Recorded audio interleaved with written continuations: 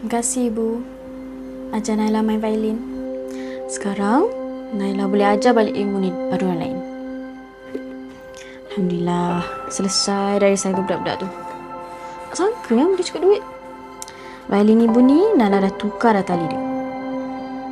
Kalau bukan sebab Adam tu, mungkin Naila tak mampu nak tukar. Tapi kan, macam mana seorang basker boleh ada duit yang banyak macam tu dia curi duit orang kot.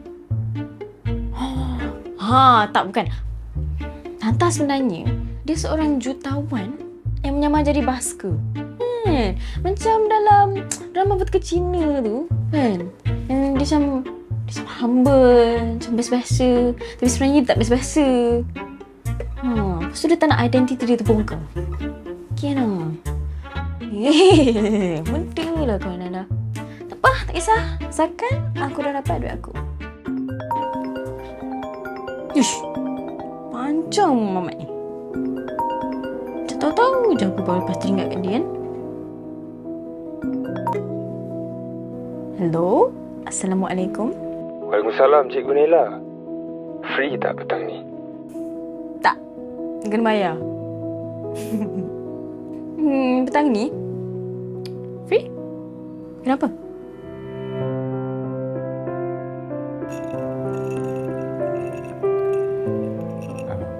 Macam mana recital tu?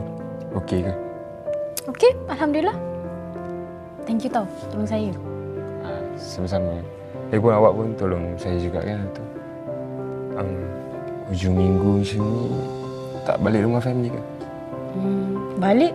Tapi nanti-nantilah. Orang semua busy. Busy? Okey. Tapi awak tak rindu ke boyfriend tipu awak ni? Rindu? Tak maknanya lah nak rindu-rindu. Boleh tak kalau awak terus jadi boyfriend tipu saya? Sebab saya dah terlepas cakap dekat family saya yang saya ada boyfriend.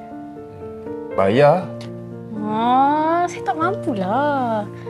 Okey, tapi kalau awak nak, saya boleh pulang balik balance hari tu. Okey ke? Tak. Saya main je. Tu kan duit awak. Mungkin satu hari nanti awak perlukan. Naila.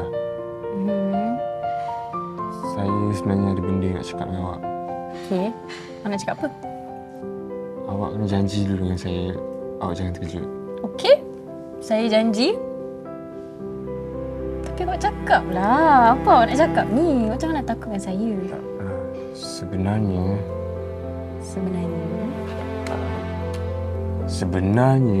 Ya, sebenarnya apa?